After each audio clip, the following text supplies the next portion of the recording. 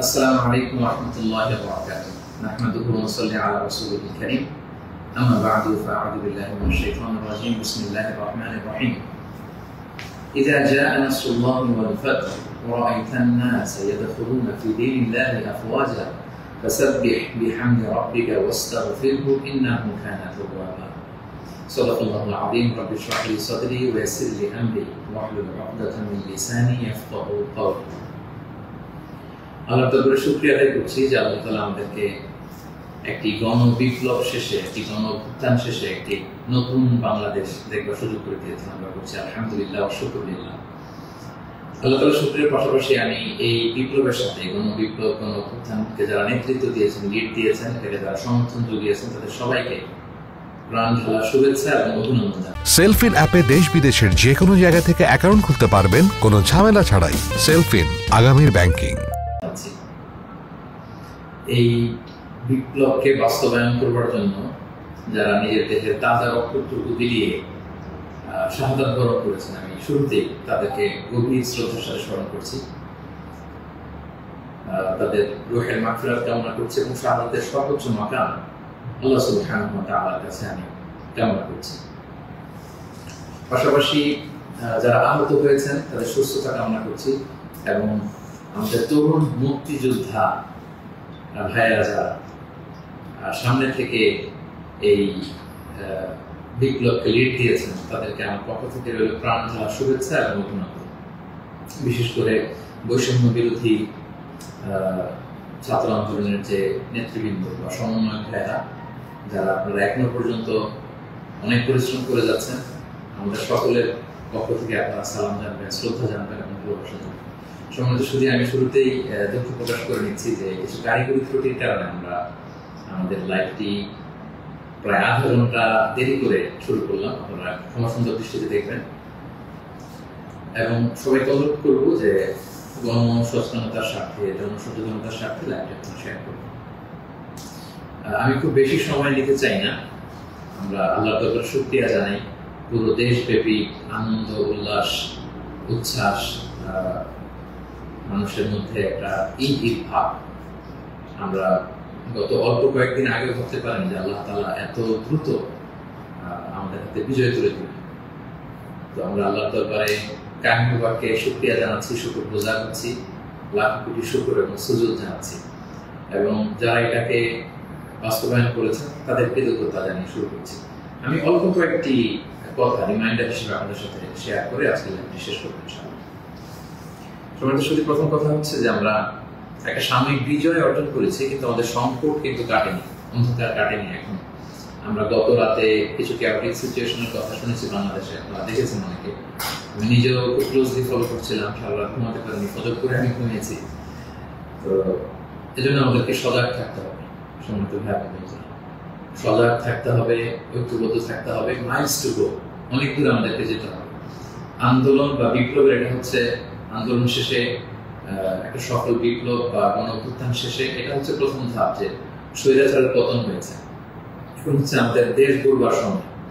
এই সময় আমাদেরকে অত্যন্ত ধৈর্যশীলতার পরিচয় দিতে হবে, দায়িত্বশীলতার পরিচয় দিতে হবে। বিজয়ীরা দায়িত্বশীল হয়। যদি দায়িত্বশীল অ্যাটিটিউড আমরা দেখাতে পারি তবে এই বিজয় কিন্তু আমাদের টেকসই হবে। সো অনেক ধরনের ষড়যন্ত্র আশেপাশে ঘুরপাক খাচ্ছে, দেশি বিদেশি। আমাদেরকে সজাগ থাকতে হবে, সচেতন থাকতে হবে। বিজয় উল্লাসে মেতে আমরা যেন আবার কোনো ভুল করে না বসি, বিপ্লবের পরে কোনো প্রতি বিপ্লবকে যেন আমরা স্থান না দিই। এই হচ্ছে প্রথম রিমাইন্ডার আপনাদের প্রতি। 2 নম্বর যে কথাটা বলবো, আমাদের বাংলাদেশে আমরা মুসলিমরা ছাড়াও আমাদের হিন্দু ভাই বোনরা আমাদের সাথে, আমরা একসাথে মিলেমিশে একাকার একসাথে আমরা থাকি। আমাদের খ্রিস্টান ভাই বোনেরা আছেন, বৌদ্ধ ভাই বোনেরা আছেন। সো সংখ্যালঘুদের কোনো উপাসনালয়ে যেন কেউ আক্রমণ করতে না পারে, এটা খেয়াল করতে হবে। কিছু কিছু ঘটনা আমরা শুনেছি যে বিভিন্ন জায়গায় হিন্দুদের মন্দিরে আক্রমণ করা হচ্ছে, অগ্নিসংযোগ করা হচ্ছে। এটা কিন্তু অনেক বড় ধরনের একটা ষড়যন্ত্র। আমরা বছর 2 আগে আমার মনে আছে যে কুমিল্লাতে নানুয়া দিঘির পাড়ে হনুমানের পায়ের উপরে কোরআন রেখে কি তুলকালাম কাণ্ড হয়ে গেল। সো যারা ক্ষমতা ছেড়ে পালিয়েছে তারাই দেখা যাবে যে ভাড়াটে করা লোকজন দিয়ে সেখানে আগুন দিয়ে আল্লাহু আকবার স্লোগান দিবে, নারায়ে তাকবীর, আল্লাহু আকবার স্লোগান দিয়ে বোঝাতে চাইবে যে ইসলামপন্থীদের কাজ এটা, মাদ্রাসার ছাত্রদের কাজ এটা। সো এত কাঁচা কাজ যেন আমরা না করি, আমরা যেন তাদের এই ফাঁদে পা না দিয়ে আমরা যেন সচেতন থাকি। বিশেষ করে মাদ্রাসার ছাত্র ভাইদেরকে, আমরা কলিজার টুকরা মাদ্রাসা, আলিয়া মাদ্রাসা, কওমি মাদ্রাসার ছাত্র ভাইদেরকে আমি বলবো, আপনারা আপনাদের নিজ নিজ থানা, গ্রামের, এলাকার হিন্দু মন্দিরগুলো নিজ দায়িত্বে পাহারা দেন, প্যাট্রোলিং করবেন ভাগ করে করে, সকালে বিকালে কারা দায়িত্ব পালন করবেন, মাদ্রাসার শিক্ষক যারা আছেন তারা এটা দেখভাল করেন। সামনের এক দুই দিন খুবই গুরুত্বপূর্ণ। আমরা চাই না যে আমাদের বিজয়টা এভাবে নষ্ট হয়ে যায়। এই জাতীয় ষড়যন্ত্র যারা করছে তাদের ষড়যন্ত্রকে আপনারা নস্যাৎ করবেন সংঘবদ্ধ ভাবে। সো এটা আমাদেরকে খেয়াল রাখতে হবে। কিছু অগ্নিকাণ্ড বা বিচ্ছিন্ন ঘটনা যদি ঘটে, দেখা যাবে যে যারা এই বিজয়ে খুশি না তারা এটাকে ইন্টারন্যাশনালি তারা এটা প্রোপাগেট করবে। তারা বলবে যে Bangladesh is on terrorist attack, জঙ্গি অ্যাটাকে কবলে পড়েছে বাংলাদেশ, ব্লা ব্লা, অনেক ন্যারেটিভ তারা দাঁড় করাবে এবং এটা করতে তারা বড় করবে। সো আমরা এত সহজে এই বিজয়কে নষ্ট হতে দিব না। আমার 2 নম্বর রিমাইন্ডার হচ্ছে আমার প্রিয় বিপ্লবী ভাই এবং বোনদের প্রতি, বিশেষ করে মাদ্রাসার ছাত্র ভাইদের প্রতি, আপনারা খেয়াল করে সংখ্যালঘুদের কোনো স্থাপনাতে, উপাসনালয়ে যাতে এই জাতীয় ঘটনা না ঘটে ক্লোজ অবজারভেশন করুন, পাহারা দিন, নিরাপত্তা দিন। এটা আমাদের দায়িত্ব। আমরা এবার যদি ভুল করে ফেলি তাহলে বাংলাদেশ ইসলাম অনেক পিছিয়ে যাবে। বাংলাদেশ সমৃদ্ধ বাংলাদেশ গড়বার স্বপ্ন এটা অনেক পিছিয়ে যাবে। 3 নম্বর যে কথাটি আমি শেয়ার করতে চাই সেটা হচ্ছে, আমরা প্রায় বলি যে ইতিহাসের সবচেয়ে বড় শিক্ষা হচ্ছে যে মানুষ ইতিহাস থেকে শিক্ষা নেয়। আমরা যেটা দেখলাম প্রায় 1.5 যুগ ধরে বা 1.5 দশক ধরে যে ক্ষমতাসীন দলটি ছিল, তারা যখন আজকে বিদায় নিল, বিদায় তো না, বেসিকলি তারা বাধ্য হয়ে ক্ষমতা ছেড়ে পলায়ন করেছে। তো তাদের বিদায়টা আসলে কেমন হলো যদি আমরা একটু বিশ্লেষণ করি, অ্যানালাইসিস করি, যে আপনার ক্ষমতার দাপটে বাকি মহিষে এক ঘাটে পানি খেতে এরকম অবস্থা। এসএসএফ আপনাকে সিকিউরিটি দিত, আপনার সামনে বহর, পেছনে বহর, কত সিকিউরিটি, কত ন্যাশনাল প্রোটোকলের ব্যবস্থা আপনি করেছেন। কিন্তু আজকের বিদায়টা আপনার কেমন হয়েছে? পুরো দেশব্যাপী গণধিক্কার, ঘৃণা, বদদোয়া ছাড়া কিছু আপনি শিখতে পারেননি। সো এ থেকে আমাদের রাজনীতিবিদদের, আমাদের সকলের শিক্ষা গ্রহণ করা উচিত। আপনার বিদায় কেউ কাঁদেনি, কেউ কোনো সংবর্ধনা দেয়নি, সহমর্মিতা জানায়নি, বরং আপনার অস্তিত্বই ছিল হুমকির মুখে। আল্লাহ তাআলা বলেন যে আমি হচ্ছি ক্ষমতার মালিক, আমি যাকে চাই, কুলিল্লাহুম্মা মালিকাল মুলক তুতিল মুলকা মান তাশা ওয়া তানজিউল মুলকা মিম্মান তাশা ওয়া তুইজ্জু মান তাশা ওয়া তুযিল্লু মান তাশা বিয়াদিকাল খায়র ইন্নাকা আলা কুল্লি শাইইন কাদির। আল্লাহ তাআলা হচ্ছেন ক্ষমতার মালিক, যাকে চান ক্ষমতার চেয়ারে বসান, যাকে চান সেখান থেকে টেনে হিঁচড়ে ক্ষমতার চেয়ার থেকে তিনি নামান। তিনি যাকে চান সম্মান দেন, যাকে চান তিনি অপদস্থ করেন, লাঞ্ছিত করেন। তার জলজান্ত প্রমাণ আমরা গতকাল কিন্তু দেখেছি। এবং তিনি হচ্ছেন ফাআলুল লিমা ইউরিদ, তিনি যখন যা চান তাই করতে পারেন। এর জন্য তাকে কার কাছে জবাবদিহি করতে হয় না, রিপোর্টিং করতে হয় না। তিনি কুন ফায়াকুনের মালিক, তিনি হতে দেরি হয় না। তিনি পাহাড়কে দরিয়া করেন, দরিয়াকে পাহাড় করেন। তিনি সম্মানিতকে অপদস্থ করেন। তিনি সমাজের লাঞ্ছিত, অপমানিত লোকটাকে সম্মানের চেয়ারে বসিয়ে দিতে পারেন। তিনি হচ্ছেন আল্লাহ সুবহানাহু ওয়া তাআলা। মনে রাখতে হবে তিনি ক্ষমতার মালিক।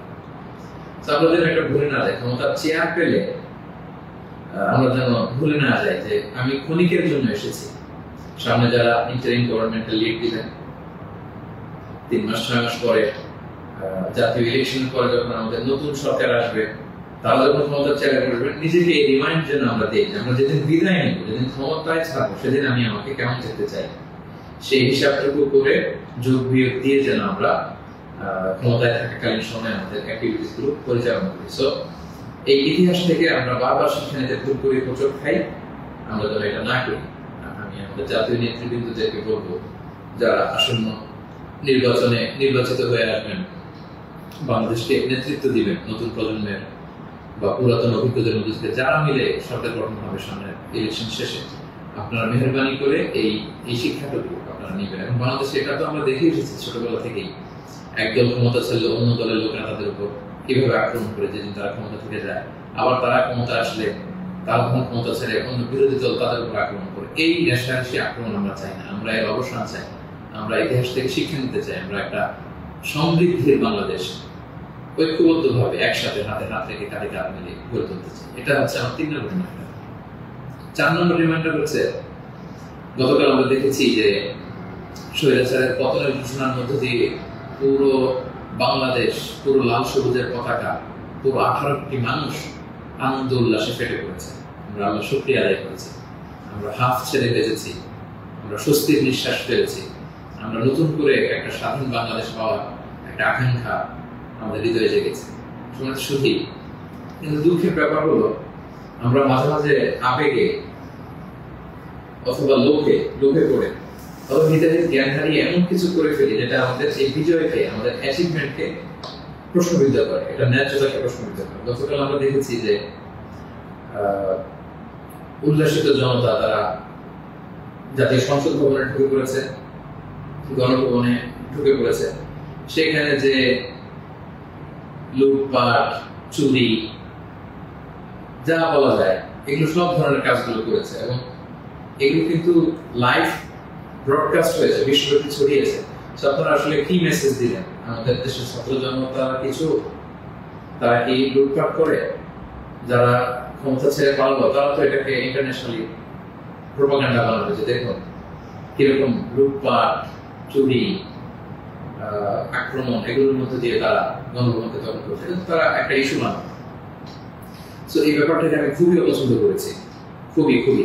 আমি বলবো না যে শিক্ষিত ছাত্র জনতা এমন করেছে, যেহেতু উল্লাসিত জনতা সেখানে ঢুকে পড়েছিল। এখানে ভালো মানুষ ছিল, খারাপ মানুষ ছিল, ছিচকে চোর ছিল, টোকাই ছিল, তারা এগুলো করেছে। কিন্তু আমি দেখে অবাক হয়েছি মাঝে মাঝে অনেক ভালো ফ্যামিলির ছেলে পেলে অথবা নামাজি, দেখে প্র্যাকটিসিং মনে হয়, তারাও এরকম ছবি দিয়েছে। কেউ গণভবনের বালিশ, কেউ চেয়ার, কেউ টেবিল, কেউ পাঙ্গাস মাছ, কেউ ফ্রিজের খাবার, যে যেরকম পেরেছে পরিলোড করেছে। তার এটা আমার চোখে এসেছে এবং গণভবনের নেম প্লেট নিয়ে আসছে। তো এই এতটুকু বিবেকবোধ বা চিন্তা শক্তি কি আমাদের নাই যে এটা তো রাষ্ট্রীয় সম্পদ, নিজের সম্পদ না, এটা তো ভাগ বটোয়ারা হচ্ছে না। আপনি যে গণভবনের চেয়ার নিয়ে আসলেন 3 মাস পরে যে আমাদের নিজেদের ভোটে নির্বাচিত আমাদের ট্রু লিডার যিনি হবেন, আমাদের প্রধানমন্ত্রী, তিনি কোথায় বসবেন? তার চেয়ারটা আপনি চুরি করে নিয়ে আসছেন। তিনি থাকবেন কোথায়? তার বালিশ তো আপনি নিয়ে আসছেন। একটা বালিশ নিয়ে এসে, একটা হাঁস নিয়ে এসে, একটা কম্বল নিয়ে এসে আপনি আসলে কতটুকু লাভ করতে পারলেন? কিন্তু গোটা বিশ্বকে আপনি একটা নেগেটিভ মেসেজ দিলেন এবং আমাদের এই বিজয়কে আপনারা প্রশ্নবিদ্ধ করলেন। এটা অনেক বড় ভুল আপনারা করেছেন সম্মানিত ভাইয়া, যারা এটা আপনারা করেছেন। আমরা পৃথিবীর বিভিন্ন জাতি গোষ্ঠীর মধ্যে থেকে তাদের অনেক ভালো গুণ দেখি, এগুলোকে আমরা নিতে পারি না? মানুষ তো নিজেদেরকে ভালো জিনিস দেখে দেখে সেগুলো অ্যাডপ্ট করে করে মানুষ নিজেকে সুন্দর করে, পলিশ করে। আমরা জাপানিজদেরকে দেখেছি তারা কত ভদ্র পরিচ্ছন্ন। অলিম্পিকে তারা খেলা দেখতে যে স্টেডিয়ামের মধ্যে দর্শকেরা যখন খাবারের প্যাকেট, চিপস, পানির বোতল, টিস্যু ফেলে দিয়েছিল, তারা অন্যান্য দর্শকদের মতো স্টেডিয়াম ছেড়ে চলে যায়। খেলা দেখা শেষে তারা নিজেরা সব ময়লাগুলো, গার্বেজগুলো পরিষ্কার করে তারপর ক্লিন করে সেই দর্শক গ্যালারি তারা ছেড়েছে। গোটা বিশ্বে তারা প্রশংসিত হয়েছে। তো এই যে তারা একটা মেসেজ দিল গোটা বিশ্ববাসীকে যে আমরা সিভিলাইজড, আমরা পরিচ্ছন্ন।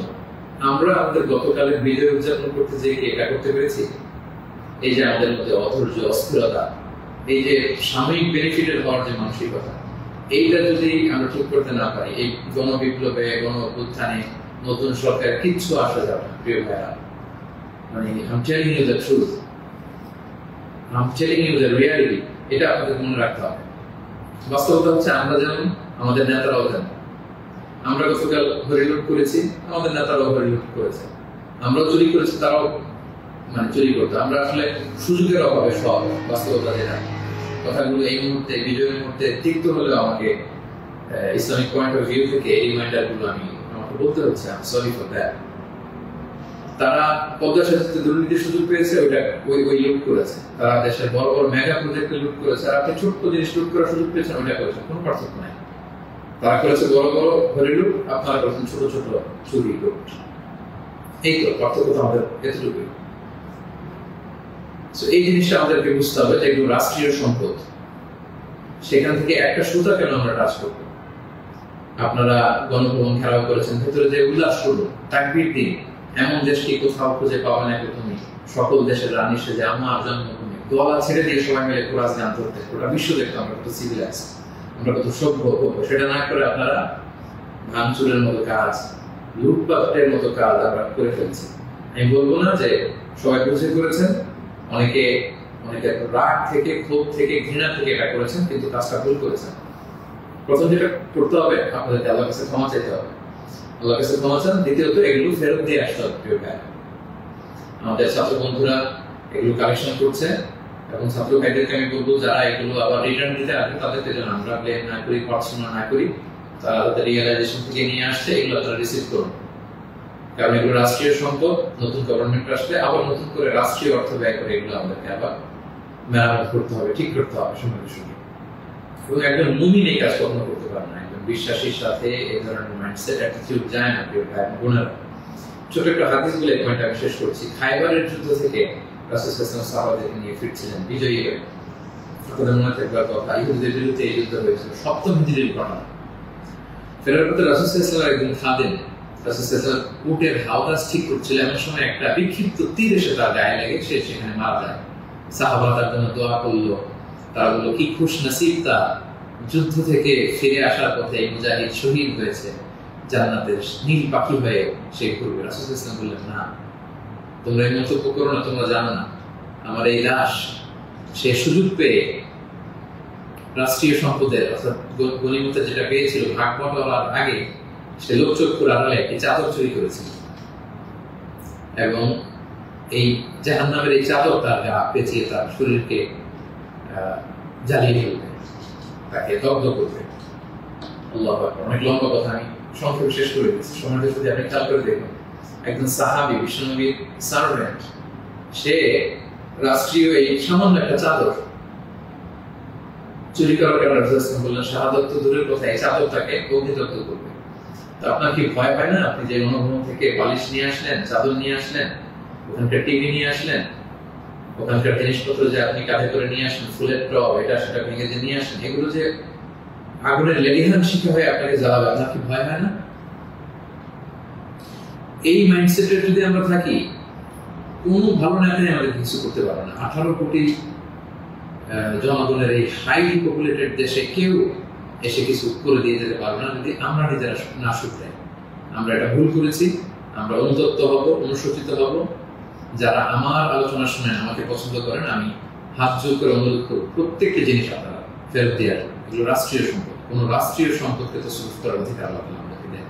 আল্লাহ আমাদেরকে বোঝার তৌফিক করুন। 5 নম্বর যে পয়েন্টটি বলবো সম্মানিত ভাই বোনেরা, গত রাত থেকে এখন পর্যন্ত আমি শুনেছি যে কাইন্ড অফ সিভিল ওয়ারের মতো একটা অবস্থা, গৃহযুদ্ধের মতো অবস্থা, থানা জ্বালিয়ে দেওয়া, ভিন্ন রাজনৈতিক মতাবলম্বী যারা তাদেরকে সুযোগ পেয়ে আক্রমণ করা, হতাহতের ঘটনা কিন্তু ঘটেছে। এইরকম চালিয়ে গেলে আমাদের বিজয় কিন্তু যে কোনো মুহূর্তে নস্বাত হয়ে যেতে পারে। এবং আমি সেনাবাহিনীকে বলবো অস্থায়ীভাবে সামনের 2-1 দিনের জন্য আপনারা আর্মি ডেপ্লয় করুন সব জায়গায়, প্রতিটি থানায়, প্রতিটি ইউনিয়নে, প্রতিটি জেলায়, just to confirm and ensure the security. Government যখন আসবে তখন তাদের দিক নির্দেশনা অনুযায়ী তাদের লিডারশিপে আপনারা সহযোগিতা করবেন, কাজ করবেন। কিন্তু এই হানাহানি, মারামারি, রক্তপাত থামানোর জন্য, সংঘাত থামানোর জন্য আমার মনে হয় আমাদের প্রাণের ব্যাটালিয়ন সেনাবাহিনীকে আমি এই অনুরোধটুকু করবো যে জরুরি ভিত্তিতে দেশের এই সমস্ত জায়গায়, থানাগুলোতে, মন্দিরগুলোতে যেখানে সংঘাত হওয়ার সুযোগ আছে সেখানে আর্মি যেন ডেপ্লয় করা হয়। তা না হলে যে পরিমাণে হতাহতের ঘটনা ঘটেছে, এটা যদি আর 1-2 দিন চলতে থাকে এরকম, এবং সুযোগ পেয়ে একে আক্রমণ করা, ওকে আক্রমণ করা, ঝাল ক্ষোভ মেটানো, বা ভিন্ন রাজনীতি হওয়ার কারণে এতদিন তারা জুলুম করেছে, আজকে তার বাড়ি জ্বালিয়ে দিব, তার ছেলে মেয়েদের অত্যাচার করবো, তার উপর আক্রমণ করবো, এটা যদি আমরা করি তাহলে আমরা ভুল করে ফেলবো। আমি আগেই বলেছি যে বিজয়ীরা দায়িত্বশীল হয়, দায়িত্বশীলতার পরিচয় দিতে হবে, তাহলে এই বিজয়টা টেকসই হবে। তা না হলে এভাবে লুটপাট শুরু হলে বলবে যে এই স্বৈরাচারী সরকার এত দেরি ভালো ছিল, এখন তো দেখে দেশের অবস্থা আরো খারাপ। এরকম কোনো কমেন্ট যদি কেউ করার সুযোগ না পায়, কেউ যেন এই চান্স দিতে না পারে, একটা গৃহযুদ্ধের দিকে যেন আমরা চলে না যাই। আল্লাহ তাআলা আমাদের দেশকে হেফাজত করুন সম্মানিত ভাই বোনেরা। এবং যারা বড় বড় অপরাধী ছিল, ক্রাইম করেছে, অবশ্যই তাদেরকে আইনের হাতে তুলে দিন, তাদেরকে ধরে রাখুন, বেঁধে রাখুন, পুলিশের হাতে দিন, সেনাবাহিনীর হাতে দিন, সংঘবদ্ধভাবে তাদেরকে আটকে রাখুন, তাদেরকে দেশ ছাড়তে, দেশ থেকে পালাতে আপনারা বাধা দিন। এই কাজটুকু করবেন। এটা ছিল 5 নম্বর রিমাইন্ডার। 6 নম্বর রিমাইন্ডার, খুব রিসেন্টলি হোপফুলি আজকে ইন্টারিম গভর্নমেন্টের রূপরেখা কারা থাকবেন সেটা বলা হবে। খুবই গুরুত্বপূর্ণ, জন্য আমি লাইভও দেরি করতে চাচ্ছি না। আমি উৎসুক হয়ে আছি এই নিউজ শুনবার জন্য। কিন্তু বর্তমানে যেহেতু সেনাবাহিনী সবকিছু নেগোসিয়েট করছে এবং আমাদের বৈষম্য বিরোধী ছাত্র আন্দোলনের ভাইদেরকে, সেনাবাহিনীর দায়িত্বশীলদেরকে আমি বলবো যে এখনো কিন্তু সন্ত্রাসী গোষ্ঠী বা অপশক্তি দেশের বিভিন্ন জায়গায় আছে। বিশেষ করে আমরা বিভিন্ন সময় দেখেছি যে ছাত্রদের হাতে আমরা রামদা, হকি স্টিক, তারপর অস্ত্র আমরা দেখেছি। বিভিন্ন সময় আমরা ছাত্রলীগের ছাত্রদের হাতে আমি দেখেছি যে তারা সাধারণ ছাত্রদেরকে আক্রমণ করতে একটা সারাশি অভিযান চালিয়ে গোটা দেশের ছাত্রলীগের যত সন্ত্রাসী আছে তাদের হাত থেকে এই অস্ত্রগুলো সিজ করতে হবে। শুধু ছাত্রলীগই না, এটা উদাহরণ হিসেবে বললাম, যত ছাত্র সংগঠন আছে কারো হাতে যদি কোনো আগ্নেয়াস্ত্র, অস্ত্র এগুলো পাওয়া যায়, খুব জরুরি ভিত্তিতে এগুলো পুরো দেশের সারাশি অভিযান চালিয়ে এগুলো সিজ করতে হবে।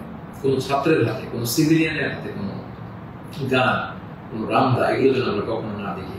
ছাত্ররা রামদা নিয়ে ক্যাম্পাসে তারা দাপট দেখাবে, এই দৃশ্য আমরা যেন বাংলাদেশে না দেখি। এরকম একটি পরিবেশ যেন আমরা তৈরি করতে পারি। আমি সেনাবাহিনীর কাছে অনুরোধ জানাবো, আমি সামনে যে ইন্টারিম গভর্নমেন্ট হবে তাদের কাছে অনুরোধ জানাবো, বৈষম্য বিরোধী ছাত্র আন্দোলনের ভাইদেরকে এই বিষয়ে গুরুত্ব দেওয়ার জন্য অনুরোধ জানাবো। কারণ আমি বিভিন্ন ভাবে আমাদের কিছু সোর্স আছে, আমরা জেলায় জেলায়, থানায় থানায় এরকম হতাহতের ঘটনা শুনেছি। সেগুলো আমাদেরকে নিয়ন্ত্রণ করতে হবে। সবশেষে সম্মানিত ভাই এবং বোনেরা, আমি এই কথা বলে শেষ করতে চাই যে আমাদের ধৈর্যের পরিচয় দিতে হবে, আমাদেরকে শান্তি শৃঙ্খলা রক্ষার সর্বোচ্চ চেষ্টা করতে হবে। প্রতিহিংসার রাজনীতি আমরা বাংলাদেশে আর দেখতে চাই না। আমরা হানাহানি, মারামারি এটা দেখতে চাই না। আমরা জাতি, ধর্ম, বর্ণ নির্বিশেষে আমরা যেন সবার প্রতি মানবিক হতে পারি, আমরা সেটা চাই। আমরা চাই মেরিটোক্রেসির ভিত্তিতে আমাদের দেশের যতটি চাকরি দেওয়া হবে, পদায়ন হবে, যারা সচিব হবেন, যারা বিসিএস ক্যাডার হবেন, যারা সরকারি আমলা হবেন, প্রতিটা চাকরি যেন মেধার ভিত্তিতে হবে। Meritocracy should be the national policy of Bangladesh, our new Bangladesh, our new independent Bangladesh. আমি দায়িত্বশীলদের কাছে অনুরোধ করছি, আমাদের ন্যাশনাল কয়েকটা পলিসি থাকা দরকার। সিঙ্গাপুরের 3-4টা জাতীয় পলিসির মধ্যে একটা হচ্ছে মেরিটোক্রেসি। রাষ্ট্রীয়ভাবে যেন ঘোষণা দেওয়া হয় যে মেরিটোক্রেসির ভিত্তিতে আমাদের বাংলাদেশ চলবে। আমাদের বিচার বিভাগ সম্পূর্ণ স্বাধীনভাবে এখানে কেউ হস্তক্ষেপ করতে পারবে না। কোনো চাঁদাবাজি আমাদের বাংলাদেশে চলবে না, কোনো ঘুষ বাংলাদেশে চলবে না। একটা সমৃদ্ধির বাংলাদেশ আমরা যেটা স্বপ্ন দেখি, আমরা যে স্বাধীন বাংলাদেশের স্বপ্ন দেখি, আমরা যেন একসাথে সেটা করতে পারি। Together we rebuild hour nation again, ইনশাআল্লাহ। সো সম্মানিত সুধী, আমি এই আহ্বান জানিয়ে শেষ করব, কেউ আইন শৃঙ্খলা অবনতি ঘটাবেন না, সংঘাতে জড়াবেন না, আইন নিজের হাতে তুলে নেবেন না। সংখ্যালঘু ভাইদের দিকে দৃষ্টি রাখুন, কারণ এইটাকে তারা টার্গেট করে একটা প্রতি বিপ্লব, দেশে একটা ক্যাওটিক সিচুয়েশন তৈরি করবে। এবং পুলিশ বাহিনী, সেনাবাহিনী, বিমান বাহিনী, র্যাব, আনসার, বিডিআর, প্রত্যেকটি বাহিনীকে আমি বলবো যে আপনাদের কাঁধে অনেক বড় দায়িত্ব। দেশের শান্তি, শৃঙ্খলা, সিকিউরিটি, নিরাপত্তা নিশ্চিত করে এগুলো আপনাদের দায়িত্ব। আসুন আমরা সবাই হাতে হাত রেখে, কাঁধে কাঁধ মিলিয়ে আমাদের নতুন বাংলাদেশ গড়ে তুলি। এই সামনের 1-2 দিন খুবই ক্রুশাল। আপনারা কেউই অস্থির, অধৈর্য হয়ে রাগে বসে বিভিন্ন থানা জ্বালিয়ে দেওয়া হচ্ছে, আমি শুনছি। সাধারণ পুলিশদের উপর আক্রমণ করা হচ্ছে। প্রিয় ভাইয়েরা, পুলিশরা খুব অল্প বেতনের চাকরি করে, তারা আমাদেরকে নিরাপত্তা দেয়। তো তারা উপরের অর্ডারে এতদিন এগুলো করেছে, তাই বলে আপনি পুলিশের উপরে আক্রমণ করতে পারেন না। আপনার দলের বিরোধী বলে আপনি তাদেরকে আক্রমণ করতে পারেন না। সুযোগ পেয়ে আপনি এই অন্যায়ভাবে এটার ব্যবহার আপনি করতে পারেন না। আমরা যেন সুশৃঙ্খল থাকি, আমরা যেন দায়িত্বশীলতার পরিচয় দিই। সম্মানিত সুধী, একটা মানবিক বাংলাদেশ, একটা সাম্যে পরিপূর্ণ, একটা সমৃদ্ধ বাংলাদেশ আমরা দেখতে চাই। অনেকেই আমাকে ব্যক্তিগতভাবে মেসেজ করেছেন, কল করেছেন, সবাইকে শুকরিয়া জানাই, জানতে চেয়েছেন যে শাইখ আপনি কবে আসবেন। আমি আপনাদেরকে এতটুকু নিশ্চিত করছি যে আমি শীঘ্রই বাংলাদেশে আসছি ইনশাআল্লাহ। স্বাধীন বাংলাদেশে আপনাদের সবার সাথে আবারও পুনরায় সাক্ষাতের আকাঙ্ক্ষা এবং অপেক্ষায় আমি রইলাম। সাম্য, মানবিক মর্যাদা এবং সামাজিক সুবিধা প্রতিষ্ঠিত করে আমরা যেন একটা সমৃদ্ধ বাংলাদেশ সবাই করে তুলতে পারি, সেই প্রত্যাশায় আজকে এই সংক্ষিপ্ত লাইভ সেশন এখানে শেষ করছি। হাযা মা ইনদি ওয়াল ইলমু ইনদাল্লাহি আলাইহি তাওয়াক্কালতু ওয়া ইলাইহি উনীব। আসসালামু আলাইকুম ওয়া রাহমাতুল্লাহি ওয়া বারাকাতুহু।